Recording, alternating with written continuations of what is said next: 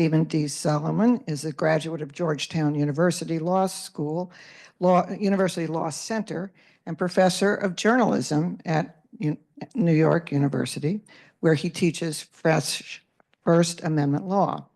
He's the founding editor of First Amendment Watch, which provides news, commentary, legal, and historical context for the many free speech conflicts around the U.S. today. He's the author of several other books, including Ellery's Protest, How One Young Man Defied Tradition and Sparked the Battle Over School Prayer. And he's currently working on a new book, A Republic of Rights, to be published in February 2026. So please join me in welcoming Stephen Solomon to our Ferguson Library.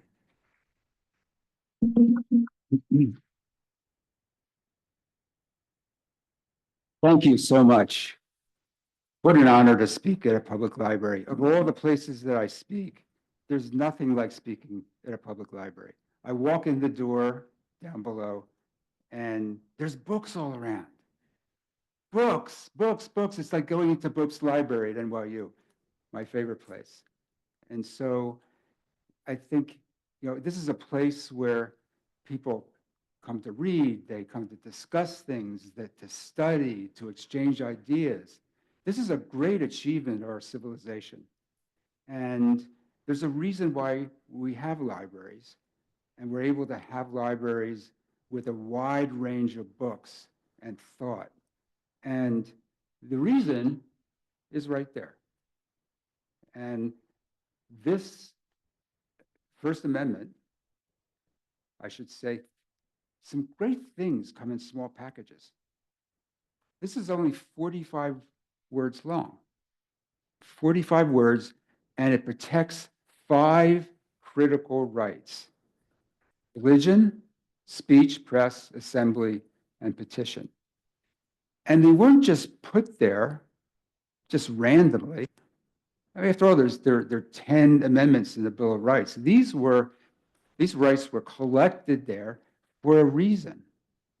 And it tells a narrative of democracy, as we'll see. Those rights were placed in the First Amendment.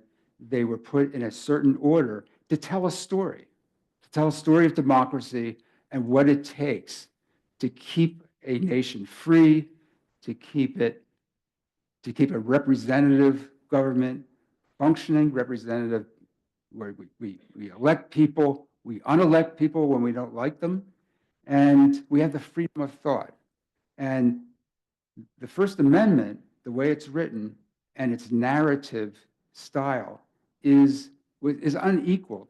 It was a new idea in the history of mankind. And this came out of the first Federal Congress, ratified in 1791. And we're going to talk about this tonight, and we're going to come back to this slide later, because I think by the time we get to the end, you'll see how those rights work together into a narrative of democracy. We're going to start with a story about this fellow, Virginia Rural Governor Lord Dunmore, who you may not have heard about before. There's a lot of people from the founding period who are much more famous than him. But let's set the scene. 1775, so this is a year before the Declaration of Independence, and the war had already broken out. So April of 75, of course, was the Battle of Lexington and Concord. A couple of months later, Bunker Hill. So the fighting was already going on. Now you move to the summer of 75, and you move south from the Massachusetts and Boston, and you have a lot of things going on in Virginia. Virginia is the most powerful state, the most important state, by virtue of its size, its wealth, its intellectual capacity, with people like Jefferson and Madison and Mason and Randolph and Patrick Henry and on and on. These were really deeply intellectual founders. And in Virginia, the royal governor, Dunmore, was very unpopular, just as royal governors were unpopular all over the colonies because of the growing rift between the colonies and England. And Dunmore took a lot of heat. people disagreed with him. They wrote in the newspapers. There were about half a dozen papers in Virginia at the time, and they all took aim at him. And there was a lot of vitriol plus very deep analysis of course, of what Parliament and George III were doing and how Dunmore was carrying out their policies. And Dunmore didn't like it. So he left in June of 1775, he left the capital of Williamsburg, and he went aboard a ship, a man of war, in Chesapeake Bay, partly for safety, but also just to escape all the vitriol. And so he was out there on the man of war, and he and the admiral were intercepting fishing boats, and they were sending soldiers onto land, and they were having skirmishes with the Virginia militia. And he was getting the Virginia newspapers on board the ship, and he's getting really, really angry. So what does he do? On Saturday, between 2 and 3 o'clock, an officer and 12 or 13 soldiers and a few sailors landed at the county wharf in Norfolk under cover of the men of war and marched up the main street to Mr. Holt's printing office from the Norfolk Intelligencer, and from whence, without the smallest opposition, they deliberately carried off the types and sundry other printing implements and 2 of the workmen. In other words, he stole the press. That was a good solution to his problem. He stole the press. He didn't sue anybody. He didn't take any other trouble except by sending soldiers to the printing house. They picked up the printing press. They put it on the boat. They went out to the man of war. They kidnapped 2 people, as they said, to run the press. And then they took over the press and started putting out propaganda for the king. He understood the power of the press. 1775. Okay, so we're going to come back to this as we move through the story. And the story really starts in the 13th century. And this is what the colonies are fighting about in terms of freedom of speech.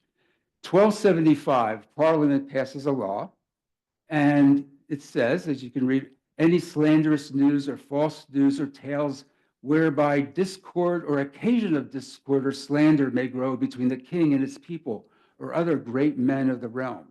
Now, this is before the printing press, but the king and Parliament were very worried about dissent, very worried about criticism of what they were doing. And so this law punished false news that criticized any official actions of the king or men of the realm. Now, parenthetically, you might notice false news. Today, fake news. I can't prove it, but this may be one of the early instances of the use of that term. It's just changed a little bit. But the meaning remains the same, right? I mean, we hear about that in 2024. Fake news, false news is criticism of people in power and criticism that they don't like. And so it's false news, and they want to do something about it. They want to punish. So what you're hearing in 2024 is actually a 13th century concept. Does that make you feel good? That's what it is. It's a 13th century concept. And that is what framed what happened in the colonies as they pushed back against this kind of punishment of speech. Well, in 1606, the top court in England, expanded this crime of seditious libel. So libel, defamation, is when you criticize and you cause harm to reputation. So you criticize the king or Parliament, and they're worried about maybe some unrest will occur because of it. And the definition was expanded in 1606 to include not just false information, but truthful information. Does that make sense? Well, in a way, it does, because if you put out false news, then the king or parliament, whoever, has the opportunity to rebut it. If you put out truthful information that they're doing something wrong, what are they going to do? That's, in a way, even worse, a worse situation for them. So they actually said that the truth exacerbated the libel. It exacerbated the libel. It made it worse because there's nothing the king or parliament could really do. And then Justice Hole explained that if seekers are not punished for possessing the people with an ill opinion of the government, no government can subsist. For it is very necessary for all governments that the people should have a good opinion of it. Good government couldn't exist unless the people liked the government and expressed their support for it. So seditious libel punished people when they expressed opposition to the government, criticism of official action, criticism of the officials themselves. So criticism was criminalized under English law. So along came the printing press, and that made things even worse from the standpoint of the king, because prior to this, people would write, scribes would write things down, and people would write letters, and people would talk, but there was really not a very easy way to get information out there to a lot of people. But then along came the printing press. That enabled dissenters to spread their criticism widely. I mean, how many copies could you bring off a press? Lots of them. And so this became a major, major threat to the king and parliament. And so they began a licensing system whereby if you produced a manuscript, you produced a letter and you wanted it published, it would go before a censor for the king. And the censor would read the material and agree to its publication or not. And if you're hired as the king's censor, I think you keep your job by censoring. And that's what happened. And so what you had was a complete system of repression. Censorship before publication, that is, you could stop things from being published at all, but if anything got by, you could go after people for seditious libel. So this was the system of repression before publication and after. It was complete. John Milton opposed the censorship of books in the context of, especially of a pre-publication censorship that I was just talking about. And he said, what are you afraid of? False information or truthful information that you just disagree with? And he said, in a very famous quote, let truth and falsehood grapple. He uses a wrestling metaphor. Let truth and falsehood grapple. Whoever knew truth put to the worst in a free and open encounter. So like, get the ideas out there, let people discuss them and decide what's right, and then implement those ideas. Very powerful idea, but that was not the idea of the king. He was himself a dissenter. Well, the licensing system expired at the end of the 17th century, mainly for commercial reasons, because newspapers became much more, they became a commercial vehicle for books and pamphlets and advertisements that helped businesses grow. And so Parliament just decided, we'll let the licensing system expire because we still have seditious libel. We can still go after people once they publish something. And so William Blackstone, when he wrote the commentaries of the laws of England, said the liberty of the press is essential to the nature of a free state. But this consists in laying no previous restraints on publications and not in freedom from censure for criminal matter when published. So let people publish, but if they publish something you don't like, if it's critical, you can put them in jail. Well, That's an improvement. But if what's going to happen to you is you're going to end up in the Tower of London, I think that might chill speech. And in fact, people did go to the Tower of London. People were beheaded. People went to the scaffold for writing things that the king didn't like. And then when I talk about the king, I'm talking about multiple kings here. So the system in England, the idea of freedom of the press became the freedom to publish, but not freedom from punishment after, criminal punishment. We're not even talking about like civil punishment that we have today, but criminal punishment. So, of course, being English colonies, we inherited this system.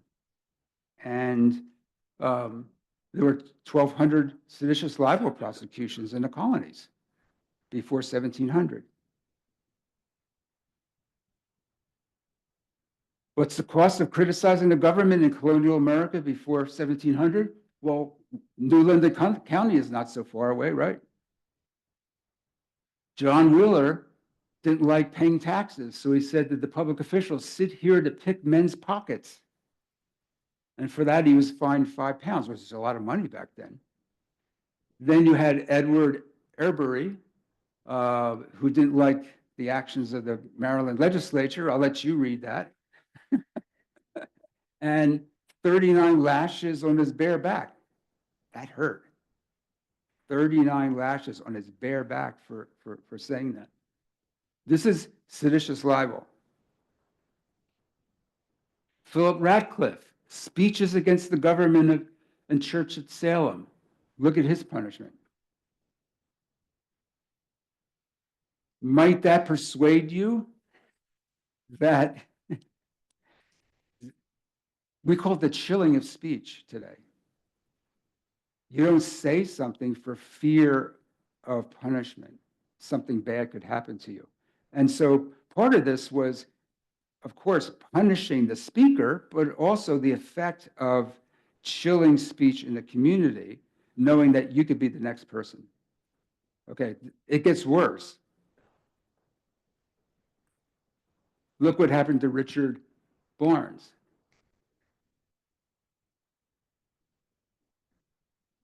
Ouch. Yeah.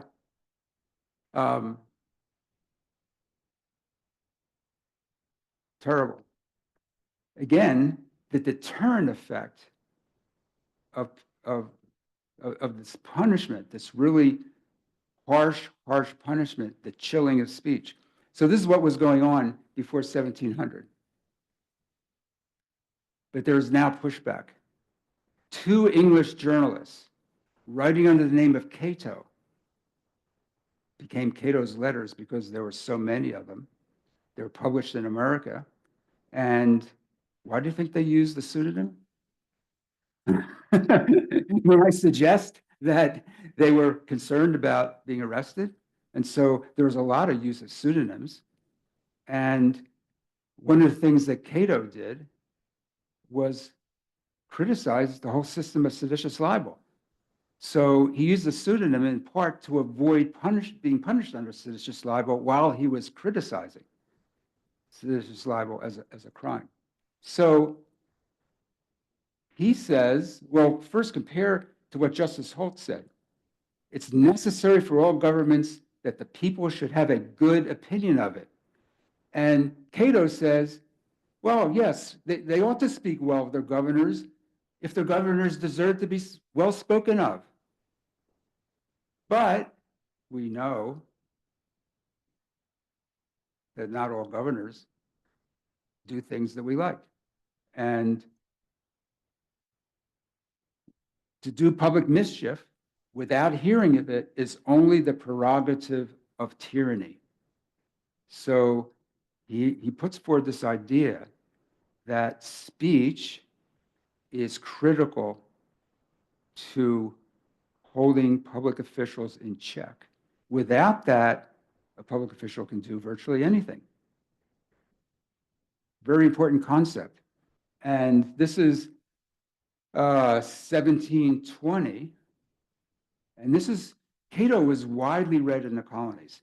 And now you're starting to see some resistance to seditious libel. There's a trial in New York. John Peter Zenger, who was a printer, and he took on the royal governor of New York with a lot of criticism. And he was arrested for seditious libel. And Cato's letters were widely published at that time because they supported John Peter Zenger. And the governor, the royal governor, was so unpopular that the lawyer for John Peter Zenger went into court and he virtually admitted that Zenger had committed the crime of seditious libel. But he said, "How can you punish my client for speaking truth? He speaks truth, and all of you know he speaks truth because all of you in your homes and in the taverns are saying exactly the same thing about this guy." The jury must secure the right of opposing arbitrary power by speaking and writing truth. He should have been convicted under the law of seditious libel. The jury goes out, and half an hour later, they come back and they say, "Not guilty." It's called jury nullification. The jury's saying, we're not going to follow the law because we find the law to be unfair, unjust, and we're going to ignore it. So if you're going to follow the law, he would have been convicted, that he was freed and he became a hero. Things are starting to change. So that's 1735. Now you jump ahead into the period where you're starting to have the troubles with England. And actually starts a little bit before 1765. But 1765 with the Stamp Act, that brought up the whole, the opposition and the question of taxation without representation. The Stamp Act imposed a tax on a lot of different goods in America. And they made a very big mistake. They taxed newspapers. They actually taxed newspapers, perhaps not realizing the power that the press had.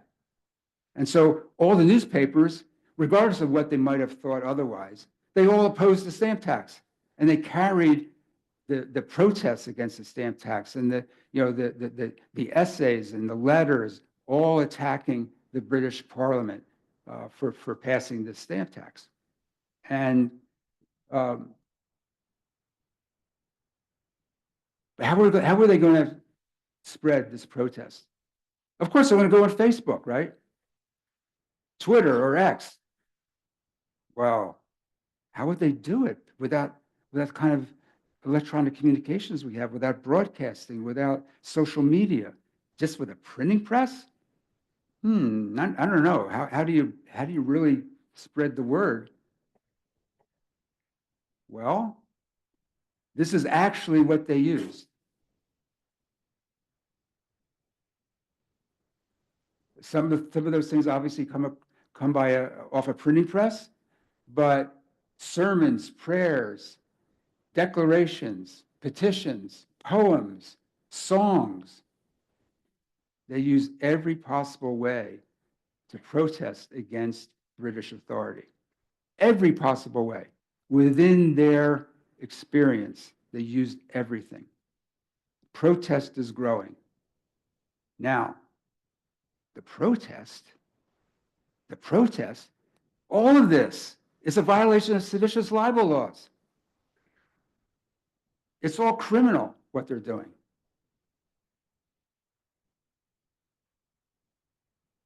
One of my favorite characters, Ebenezer McIntosh. This is an example of what they did. Ebenezer McIntosh was a shoemaker in Boston. And he worked with an organization called the Loyal Nine, protesting against the British with the Stamp Act. And they decided to dedicate a Liberty Tree in Boston. And so one day, that's colonial Boston. Let me stop just to show you that Boston in colonial times was connected to the mainland by just this little piece of land. All of this is now, today, this is all filled land. Here's Boston Common. And what they did was right here, this is the main artery into Boston. They dedicated a Liberty tree right here, the biggest tree in town. And from the tree, they hung in effigy the British Prime Minister. Wow. I mean, talk about seditious libel, hanging the British Prime Minister. This is Ebenezer McIntosh and some of his friends, some of the patriots. You think, oh my goodness, how long are they going to last? Well, half the town, more than half the town came out. They dropped what they were doing. They came out to the Liberty Tree. They started talking with one another. They heard speeches against the Stamp Act.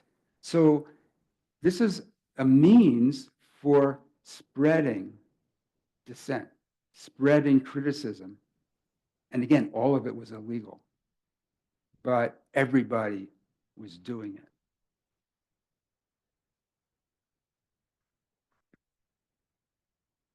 News spread virally even back then. Well, now we can use, our cell phones to send things immediately and even live stream things that are happening. Back then, newspaper in Boston would be published describing the Stamp Act protest, and a rider on a horse would load up newspapers and gallop off, stop at a newspaper in Providence, drop off the Boston paper, then go to Poughkeepsie, then go to New York, then go to Princeton, then go to Philadelphia, all the way down the coast. There were no copyright laws then. So they reprinted the stories from Boston in all the newspapers. And then what you had was copycat demonstrations. Liberty trees all over America with the British Prime Minister hanging from a branch.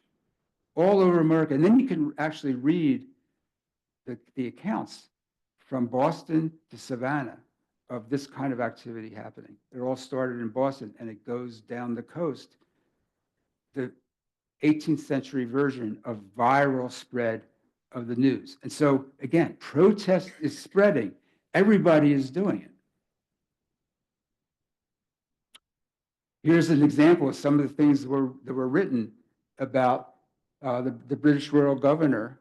Actually, this is against the British Prime Minister. Go hang yourself.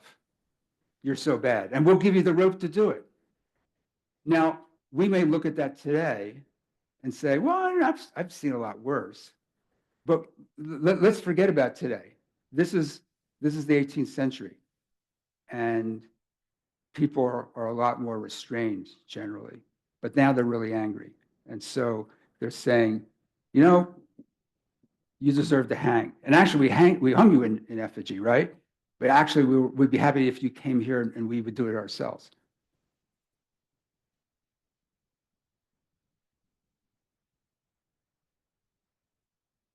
Obstinate perseverance in the path of malice, a diabolical thirst for mischief, is the motive of your conduct. This is about as strong criticism as you can get in the 18th century.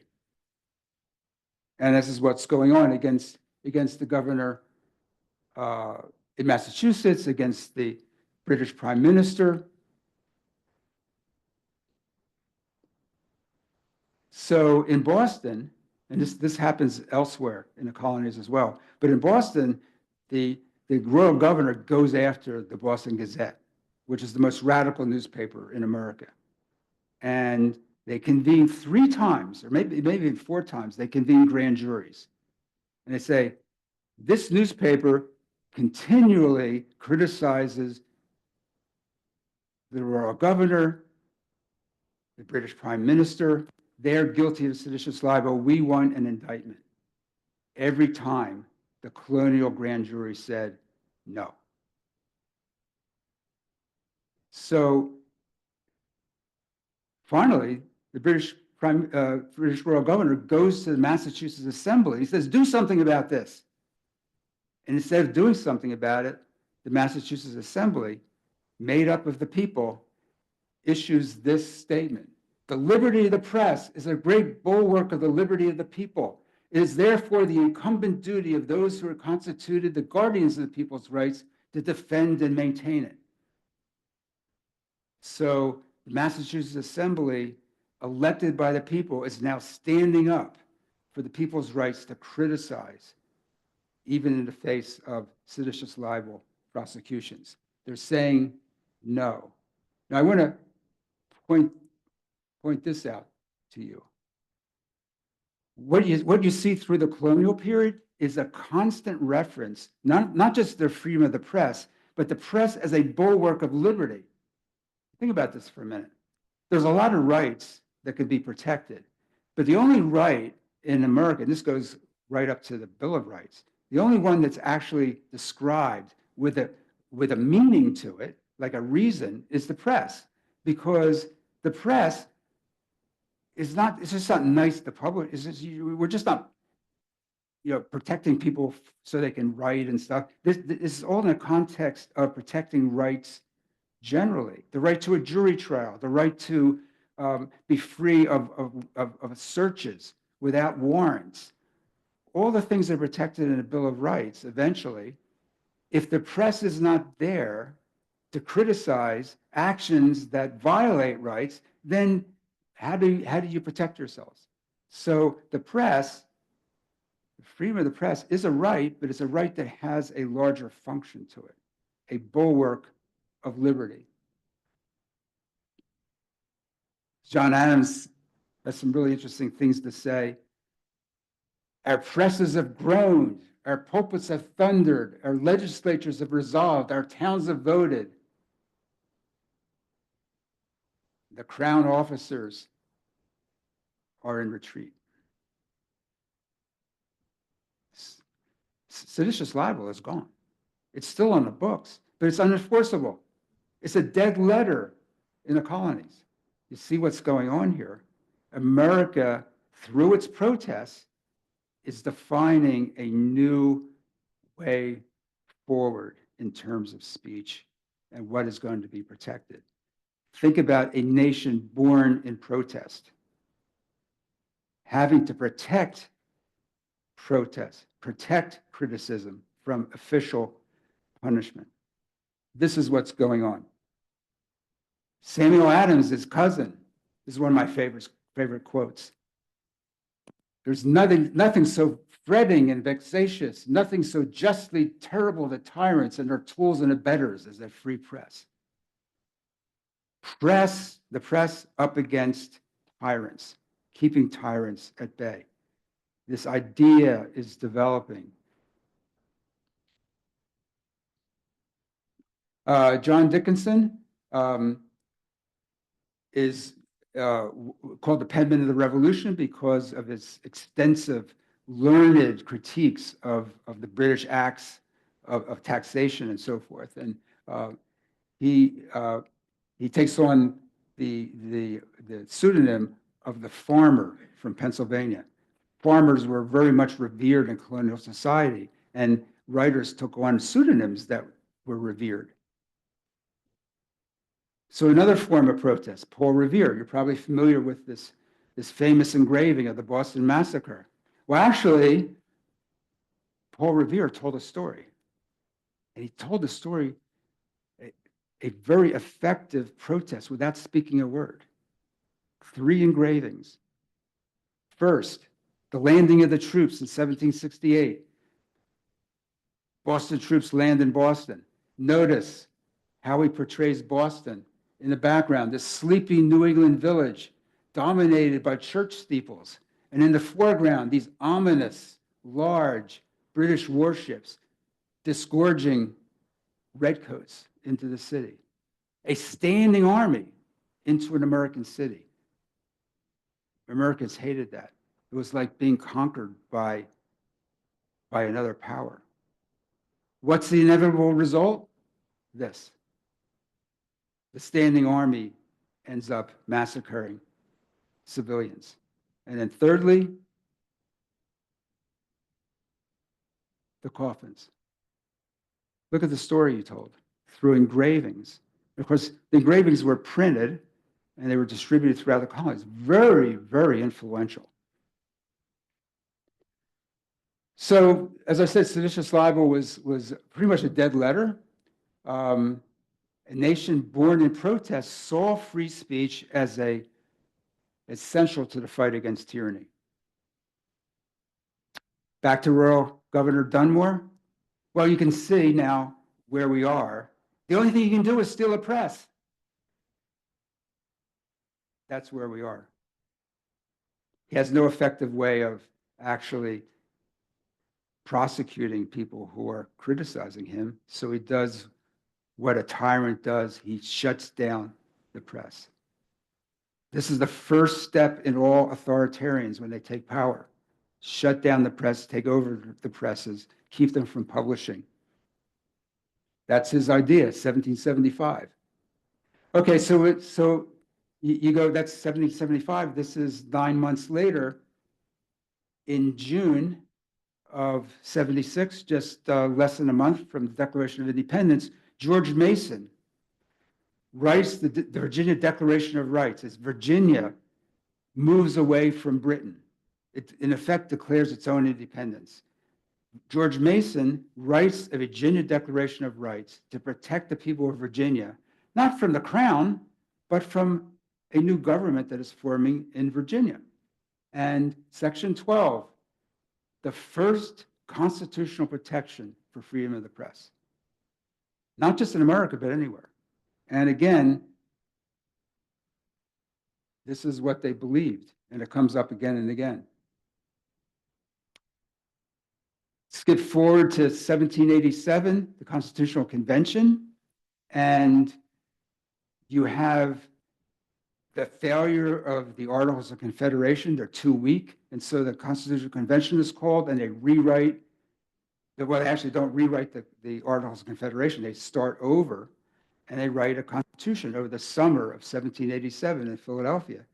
And it starts to dawn on some of the people in the convention, like George Mason, that this new central government is being given powers that are very strong. And they start worrying, is this government going to end up doing to the people what George III did to us?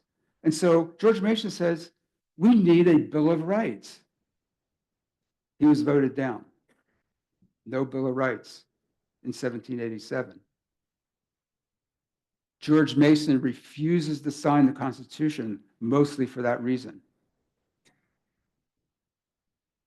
So once the Constitution is signed in Philadelphia, it goes out to the states. 13 states, they need 9 to ratify in order for the Constitution to go into effect for those that ratified it. And you can see how it goes. Goes pretty well. Goes pretty well. 3 cheers for Connecticut. Then it's starting to get into trouble. Those of you who may have thought that the Constitution just sort of slid into ratification might be surprised. Massachusetts barely ratified because they wanted amendments. They thought that the federal government was too powerful. And among the amendments they wanted was a Bill of Rights. And so there was a compromise that essentially got some of the anti-federalists, the opponents of the Constitution, to vote yes. And even then, they barely got ratification. Rhode Island rejected. Maryland approved, becoming number 7. South Carolina, New Hampshire, just barely. And you can see we're now in a situation where all the states that are ratifying are doing so only on the basis that there should be amendments. Virginia, 89 to 79. New York, 30 to 27. And think about this, that when the Constitution had essentially was ratified because it had 9 states. So you've got New York essentially voting on whether to be in the Union or out of it. And even then, it was only 30 to 27. North Carolina, even at that point, rejected. And then the government goes into effect in March of 89. And North Carolina and Rhode Island then came back and ratified it a little bit later.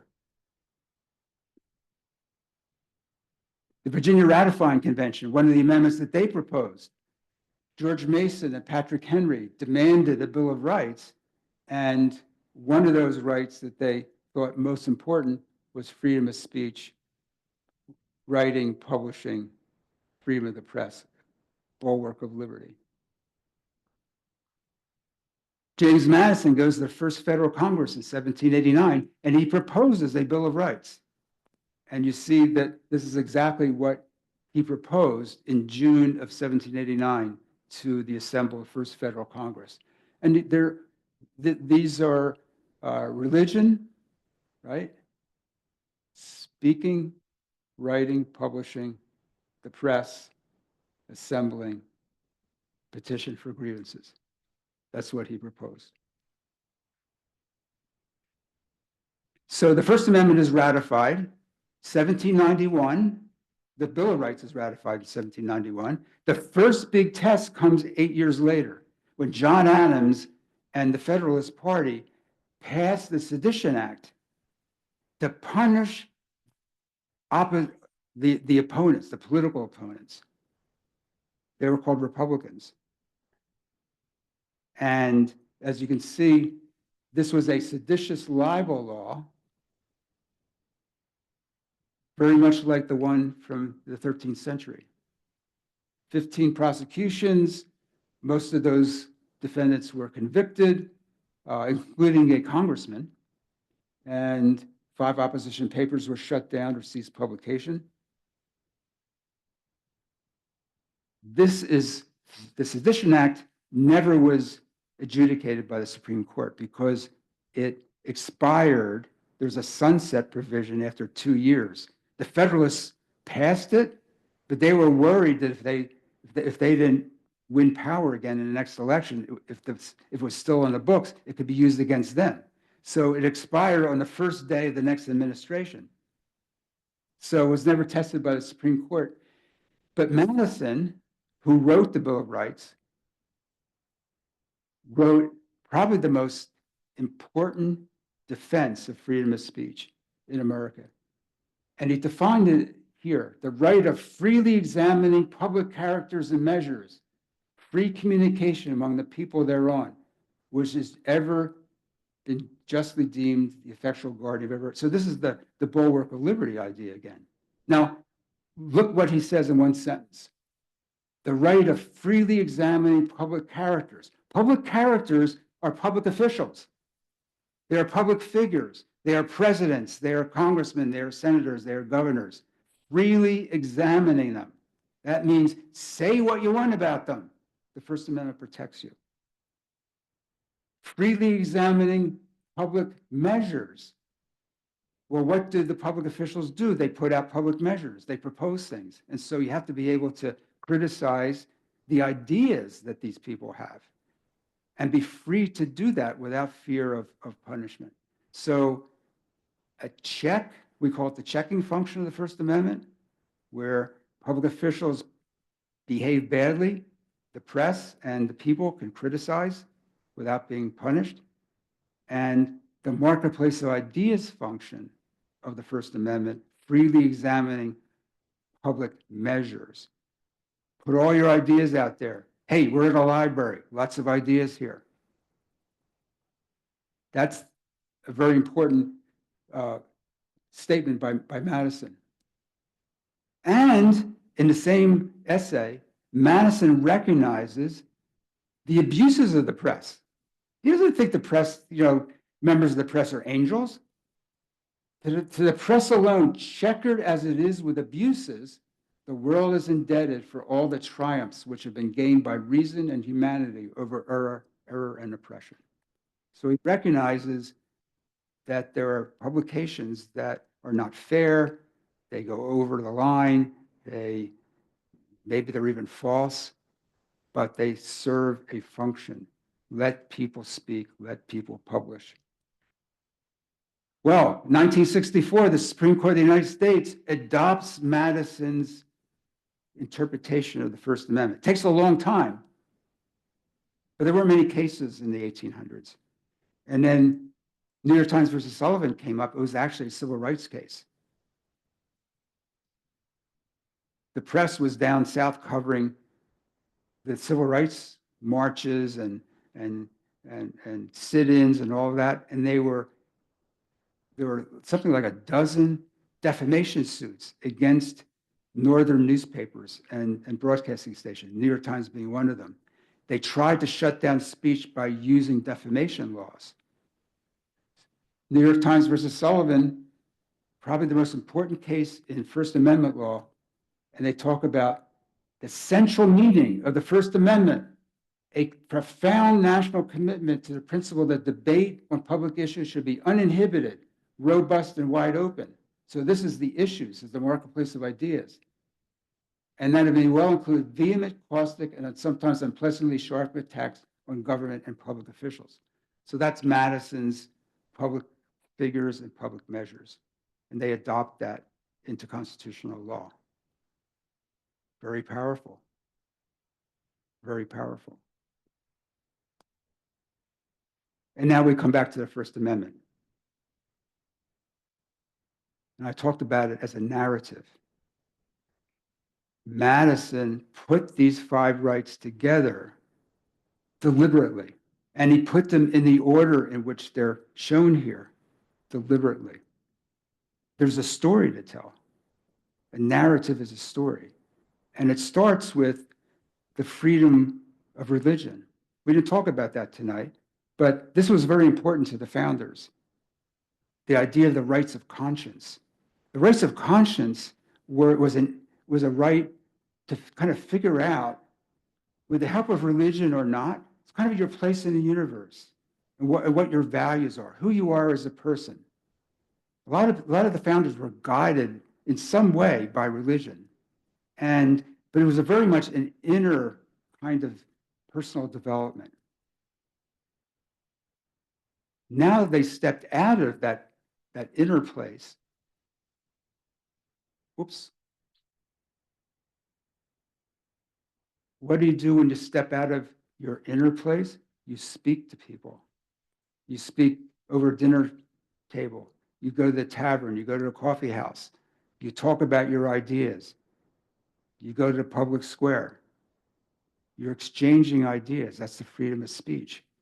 But Madison and the founders recognized that in a democracy, you can't limit it to the freedom of speech because it's not effective enough. You have to have a way to spread these ideas to a larger audience. And hence, the next right protected chronologically in the democratic process, from sharing ideas among ourselves to spreading it through an institutional press that reaches a lot of people. So you spread your dissent, you spread your criticism, you spread your ideas. Third right, once you've spread your ideas, you get together with like-minded people and you peaceably assemble. For what purpose? To petition the government for redress of grievances. That is a narrative of democracy, a narrative of a Republican form of government where the people can take control of their lives and effect change peacefully. Think about how this concept, this unique concept, for the first time expressed in 1789, was ratified in 91. Think about how it's affected all the 20th century movements towards expanding rights, for example, the civil rights movement, gender equality, I mean, on and on. It starts with people talking, then people circulating their ideas, people assembling and marching. Think about the civil rights marches in the 1960s and petitioning the government. This is the whole process, and it's a peaceful process of change where people are not supposed to be prosecuted. And if they're trying to get change, it means they don't like the status quo. And maybe they don't like the president, and maybe they criticize the president or their senator or their mayor or their governor or their school board president, and that's their right. I think this is a heritage that we've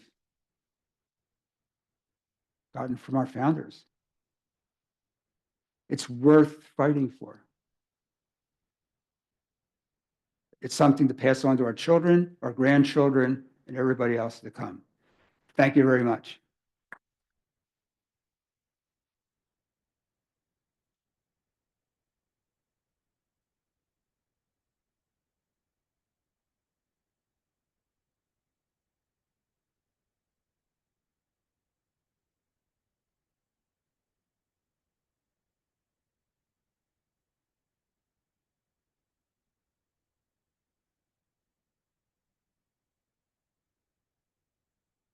Going to take a quick 5-minute break. We don't right into.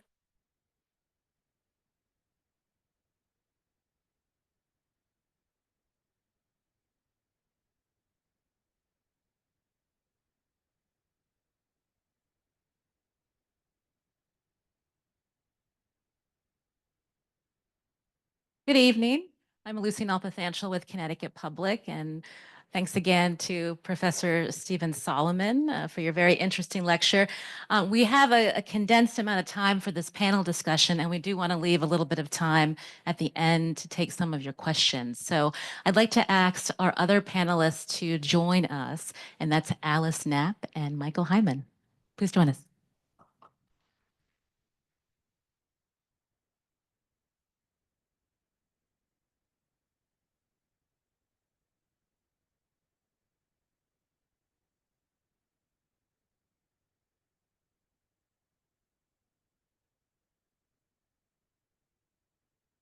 So our panelists probably don't need introduction, but I will do a short one for those who are listening to the video at home.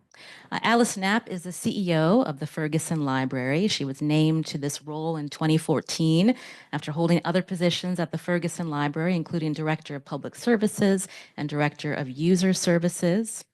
In 2020, she was named one of Library Journal's movers and shakers.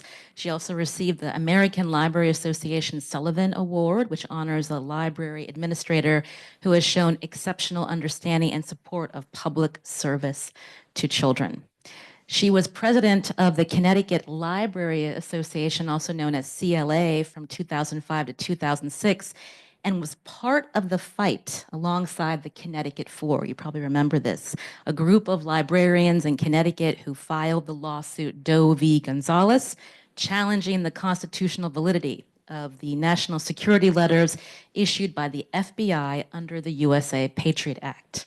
She currently sits on the board of Stamford Partnership, the DSSD's Board of Commissioners, and the Connecticut Library Consortium. Alice, it's a pleasure to share the stage with you. Thank you.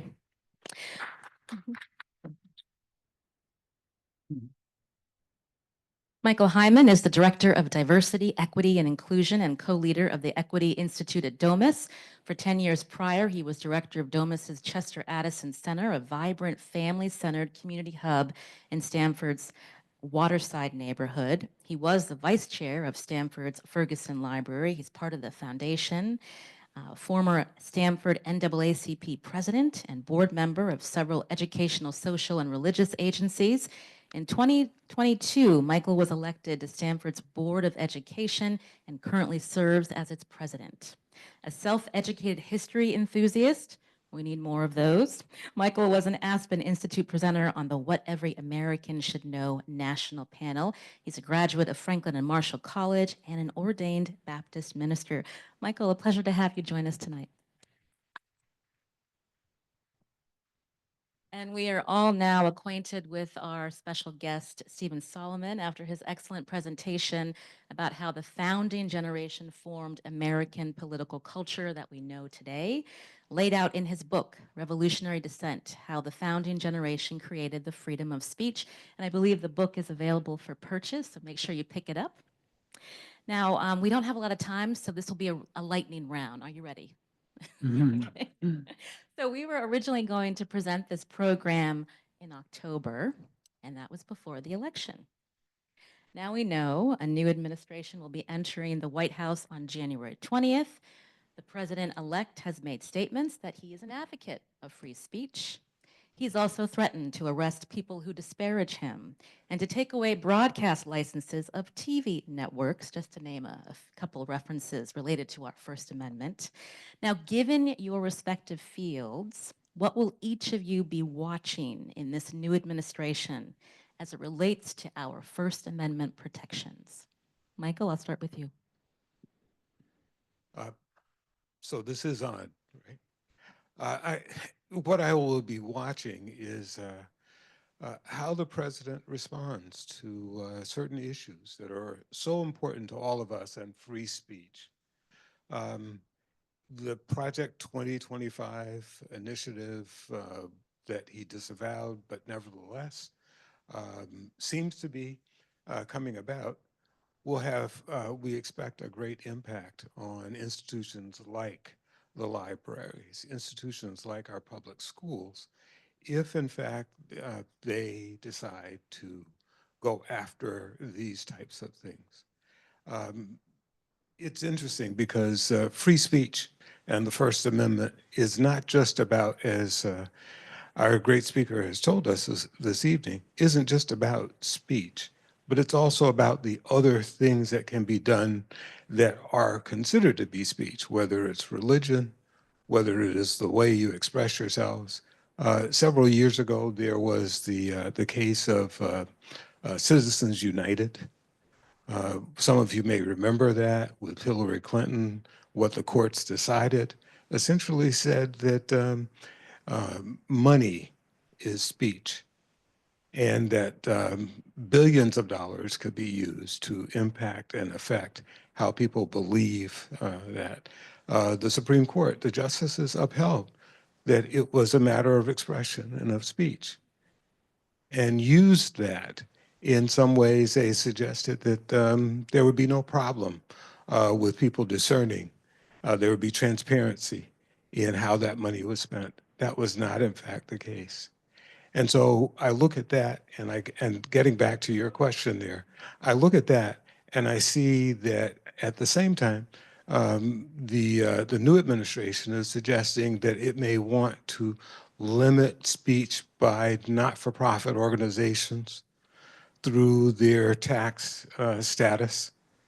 And so in one respect, we're saying you can pour billions of dollars into cultivating a certain type of speech, but that you may want to limit speech by cutting off those individuals or those organizations that are advocates for true free speech. So I'll be looking at some of those types of situations, and we all need to be aware of them. Alice, we're sitting in a library institution known for protecting freedom of expression. Yeah. So as a librarian, I'm sure you've got many thoughts. I have many thoughts on everything that Michael said, which is great to follow him. I am concerned about Project 2025 and the elimination of possible departments, Department of Education, Department of the Institute of Museum and Library Services, which we rely on very heavily for a lot of background work, a lot of testing out of ideas. Very concerned about E-rate. And if you're not familiar with that, most public libraries, schools have discounted internet rates in order to make the internet available to those who don't have it at home. And it is heavily subsidized. What will happen to that? Because there's been calls for modifying those rules. And there was some money in the Infrastructure Act to subsidize digital navigators, making sure that broadband access was across the whole states. What's going to happen to those dollars, even though they've already been allocated? Will they be held? So we're very concerned about that. A little bit concerned about the atmosphere that might be created that might almost give permission to challenge more books and ban books locally. Stephen? Well, I worry about another version of the Sedition Act of 1798. So John Adams prosecuted and threw into jail journalists and other speakers who he didn't like, and he got away with it. the First Amendment, while it had been ratified 7 years earlier, it had not been interpreted yet by the Supreme Court. That would come many years later. So now there's at least a body of First Amendment law and judges to resist those kinds of prosecutions again. But it is something to worry about and something to be concerned about. You're a professor of 33 years at NYU. When you talk to your students about not taking for granted our free speech rights, what you just shared, is it surprising to them? Yes, it is. They don't come into class typically with a great background in history, and so that's one of the reasons why they're in class. And they come to appreciate their rights more when you go through something like we did in the last hour. So that's the process of education. It's why you have libraries, and you can find all kinds of ideas here. So about book banning, I mean, Thomas Jefferson sent hundreds of books to James Madison when he was studying to write the Constitution. Hundreds of books. Jefferson was in Paris, and Madison needed books. You can read the letters that Madison wrote. He didn't write to Jefferson saying, "Only send me books that I agree with." Jefferson bought in his lifetime 9,000 or 10,000 books. He had the largest library in America. He collected everything because it was of intellectual interest. And if something was contrary to his beliefs, he wanted even more to read it because it challenged him. It made him think more. And I think that's a value that we have to think about today when you have these book banning situations. What about the digital space? You referenced, the power of the printing press. In modern times, we have our phones, which we could maybe consider the modern printing press, that we can go to all these social media outlets and we can voice our opinions and we can like certain posts, and certain posts get more eyes than others. It can contribute to movements. We've seen that, especially since 2020. But at the same time, we have this tool that it's very easy to spread mis and disinformation. And so I'm wondering, when you look back at all of the research and what we can learn from the founding generation, what would they have thought of social media as a tool? Wow. So these are people who sent newspapers to South Carolina, and it took 6 weeks to get there. So, well, the thing to keep in mind is social media platforms have their own First Amendment rights, and they can curate their content the way they want, just like the New York Times and Wall Street Journal can. So, if the government tries to tell them you have to eliminate certain things because it's disinformation or we think it's lies, the First Amendment says, no, you can't do that, because it's not up to the government to curate and prohibit speech, even when we think it's false. It's up to the marketplace of ideas to figure that out. Now, one exception, Alex Jones, right? Alex Jones talked about the Sandy Hook massacre, that it didn't happen. He was free to do that, as ugly as that was. Where he crossed the line was when he defamed the families by saying nasty things about them and false things about they were actors and things like that. And so that's why they won the case. So there are limits to disinformation. And I think that you're going to see lawsuits based on that. Same thing with Fox News when, with the 2020 election, that cost them $800 million in a settlement. Michael, you're president of the school board in the city of Stamford. When we think about mis and disinformation, sometimes the hurtful rhetoric, inflammatory speech that can be easily shared depending on algorithms, how do we confront this? And, how do we educate the younger generations about a responsible way to voice their opinions? Well, I will note that our author said during his talk that that it was okay to speak against the school board president. Yes. So I will take some license against that. We'll see if we can send some folk to the pillory for uh, but in that instance, though, you're absolutely right. There is a concern about what happens with our schools and how do we address the freedom of the speech inside a school system? How do we make sure that we don't chill the atmosphere wherein teachers and educators cannot bring the intellectual properties that we may find out there, whether it's in books, whether it's in movies, whether it's in plays, bring that all to bear in our school system. When we do that, when we chill that opportunity, we lessen the opportunity for our young people to learn.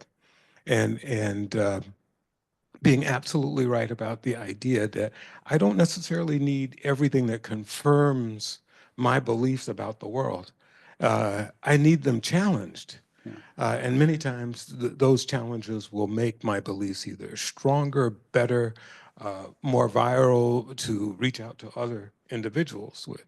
So that's an important part of education, to make sure that we have a robust discussion and that we're allowed and we're free to do that, even when it disagrees with my own views, that we should be intellectually and emotionally strong enough to have great discussions and to challenge ourselves. And so that's the type of school system that I think is so important. And I also believe that just last night, if you go back and watch some of the videos that of our own school board meetings, we had someone get up and demand, it's my right to speak during a school board meeting. And in those instances, they absolutely do have a right to speak. We want to cherish that, but we also cherish it under certain rules and certain ability to stand in front of everyone and not disrupt the meeting as well. You know, I've seen different press accounts depending on where people live. And there's also, in polarizing times, if school employees, teachers, principals share their political beliefs, they get dinged to the point where sometimes there's public pressure that these people be forced to resign.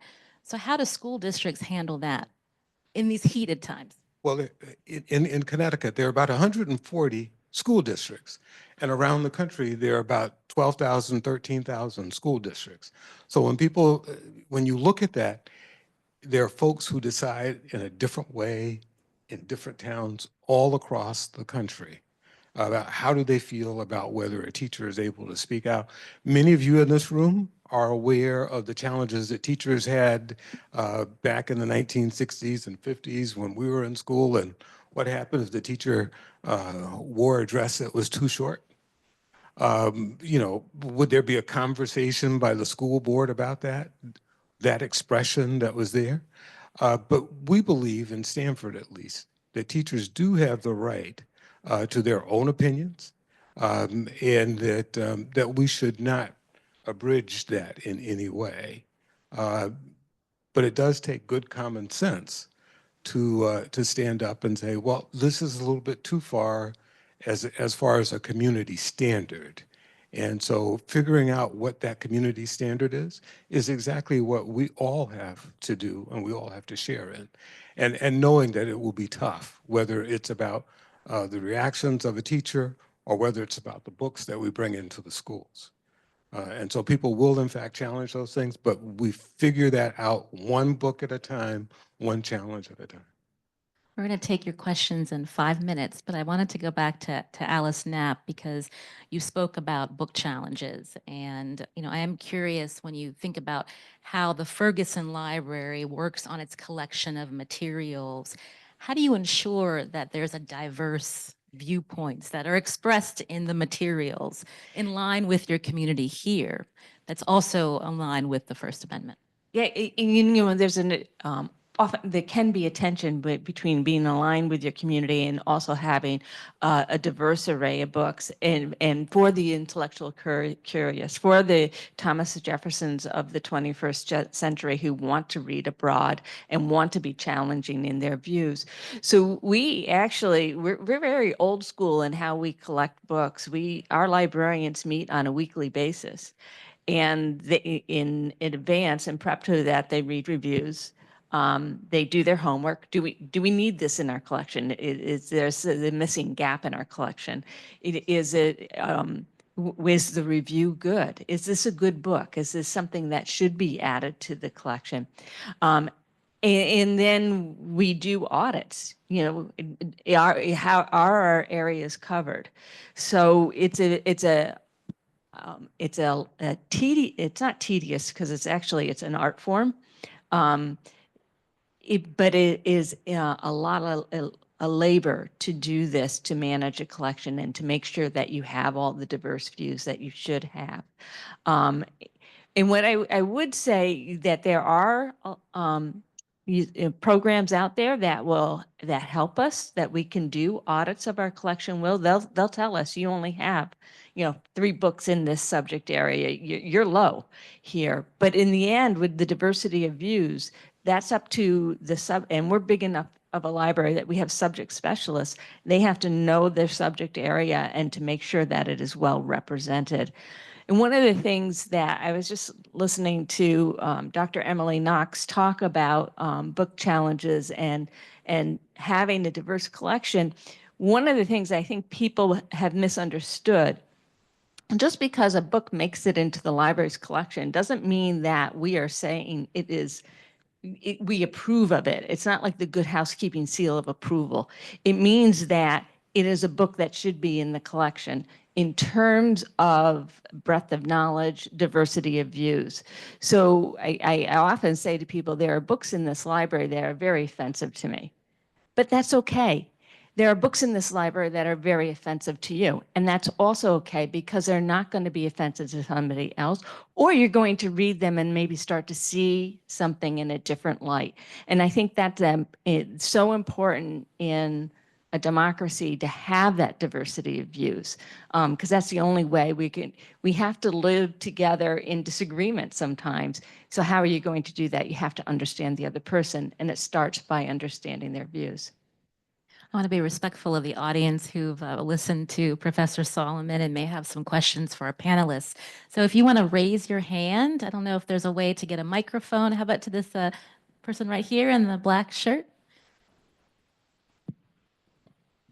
Hello, thank you so much. I have 2 questions. So the first question that I have is with history. I noticed how you didn't mention blasphemy laws, especially in the context of England and colonial America. How, for instance, in the Quaker faith, James Naylor was charged with blasphemy, especially since he was on a pilgrimage to not Jerusalem, to London, and he had a bee as well as his tongue pierced because people interpret his religious performance as a form of blasphemy against the Church of England.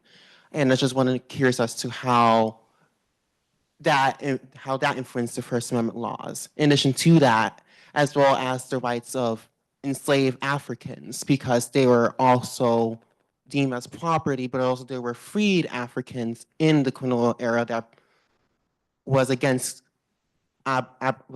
slavery, especially abolition, and how that formed the First Amendment rights. And the second question that I have is with today, especially with the rights of American journalists, because more recently, Jeremy Lafredo was detained by the state of Israel for covering what's going on in Gaza. And as well as a little over 2 years ago, Al Jazeera journalist Shireen Alka was killed by the IDF for covering what's going on in Israel. And I just want to know how the First Amendment protects them, especially since they're covering what's happening overseas. So those are my 2 questions. Professor Solomon, do you want to take that question first? I know you've been a professor at the J School. So in terms of foreign journalists covering what's happening abroad, they're not covered by the First Amendment. They're on other soil. You're here and you're protected by the First Amendment. So journalists who are working in the Middle East, their rights, when they're violated, there's no First Amendment claim. Just like Chinese journalists, when they're censored by the Chinese government, or Russian journalists, if they're thrown in jail, they have no claim under the First Amendment. We can certainly advocate for them, but they're different societies, and so they don't go under the same rules. In terms of blasphemy, I didn't have an opportunity to cover everything in the time I had, but certainly you're quite right. Blasphemy is a form of, it's criticizing religious belief, and it's a violation of the First Amendment to punish someone for their criticism of religious belief. It goes under the basic First Amendment idea or principle that the government cannot censor speech based on disfavored ideas, right? And so someone who disfavors a religion or says something bad about a religion, they have a right to say that, just like they criticize a politician. So the government can't enter the marketplace of ideas and punish people based on their viewpoint, whether it's about religion or politics or any other thing that they're talking about. We have time for a couple more questions. In today's edition of the Stamford Advocate, there was a front page article that noted that Quinnipiac University had advised its foreign students to return before January 20th.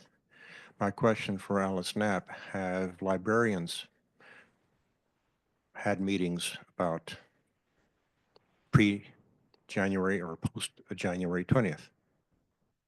I can tell you we're a buzz. You know, I work with the Urban Libraries Council on their advocacy committee, and I work now on the Connecticut Library Association on their legislative committee. And why I can speak at great length about a fantastic legislative committee that was put together before the election. I tell you now, what we're talking about is making sure that everybody understands that our Division of Library Development in Connecticut is totally funded by the funding we get from the Institute of Museum and Library Services. So if that goes away, a good chunk of the services that we've received from the state might also go away. So we're talking about it, and we're trying to figure out what exactly to do. So part of it is a wait and see, because is this just talk, this elimination of Institute, Museum, and Library Services, or is this something that we're going to have to be concerned about in 3 to 6 months? But we need to be aware that there's consequences if the Institute of Museum and Library Services disappears, because that is federal dollars that helps underwrite services that you are receiving that you may not know, they may not be obvious to you because they're directly to the library.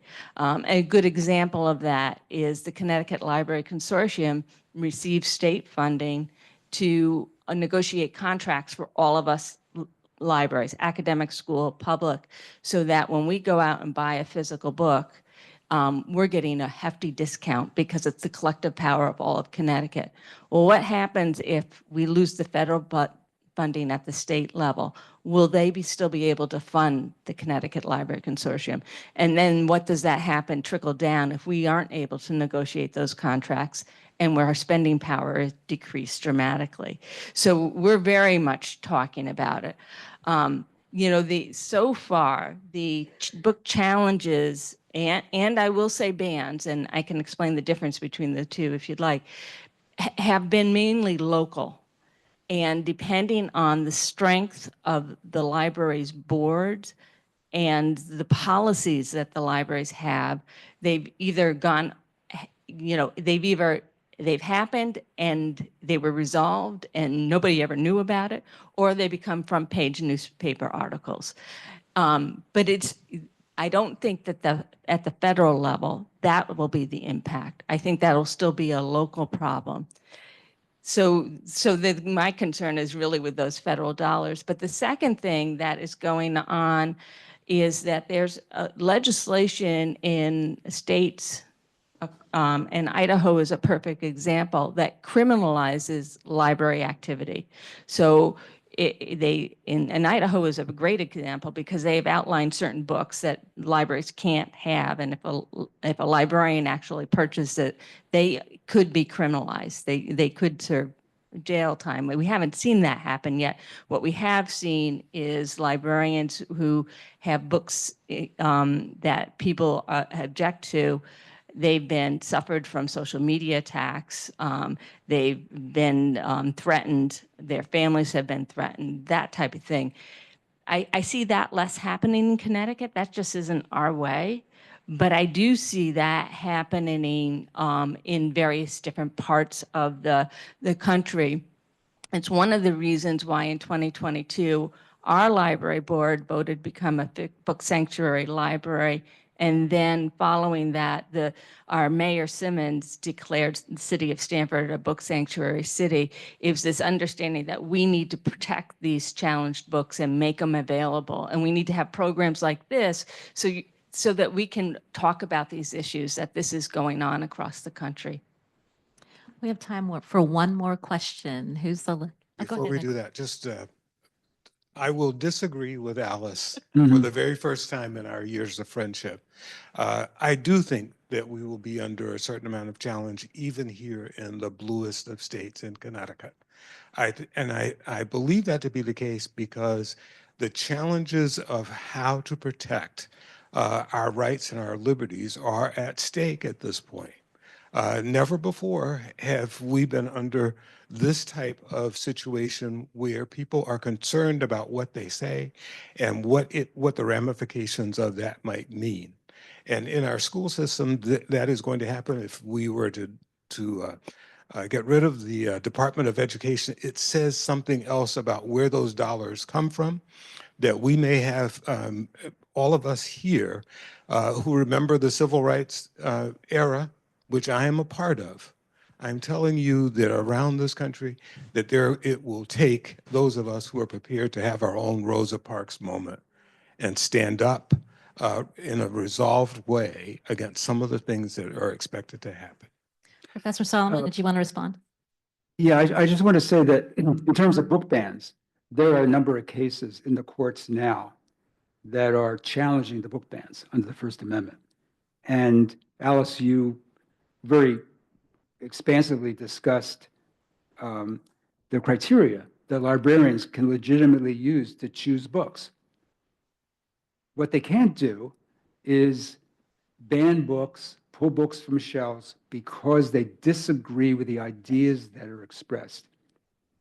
Everything that Alice said was what we might call viewpoint neutral. She was talking about criteria, about the quality of a book and the reviews and what it contributed to the public understanding. But what you didn't say is that we put aside books that we as librarians disagree with, because that's unconstitutional. That's a violation of the First Amendment. But that's what's going on, and that's what's being challenged. Well, time for one more question in the blue. My question is for the speaker, and that is, from your perspective, is there anything we can learn from history that will help us balance out the protections of the First Amendment and its protection of speech, regardless of whether the speech is true or not? And how do we balance that out? And how do we as citizens encourage the people who have the public platforms to be more truthful?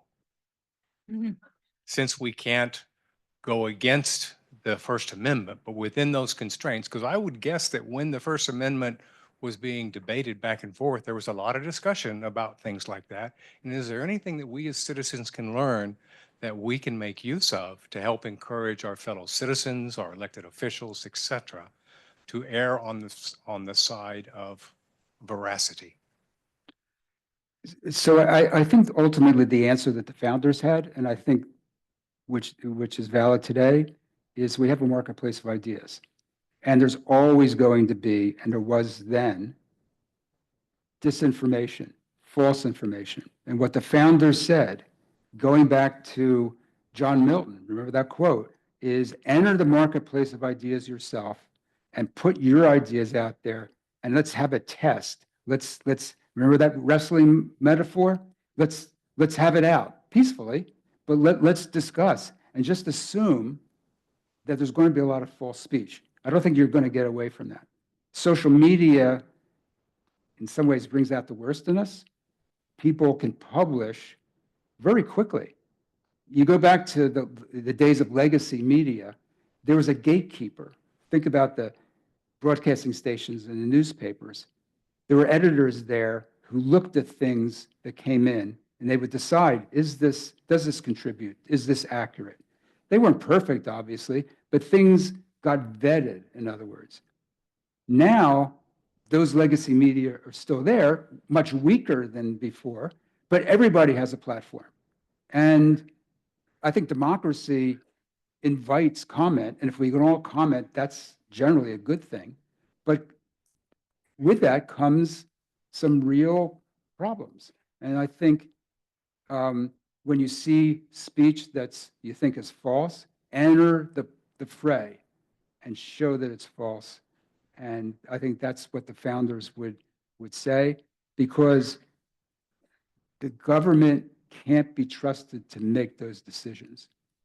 Think about a public official who you really like, who maybe you wouldn't trust with those decisions. But then that public official leaves office and somebody else gets into office. Do you trust them? Maybe not. But once you establish a principle where a government official can censor speech based on their ideas about what's true and false, you've given up the game to them.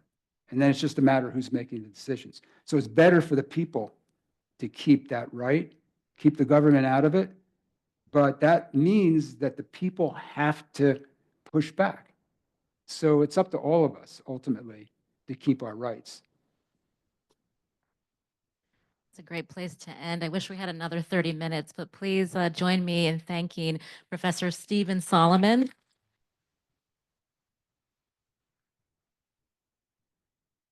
CEO of the Ferguson Library, Alice Knapp,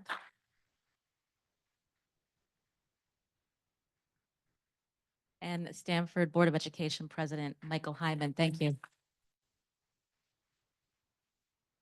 Thank you, Lucy. Mhm.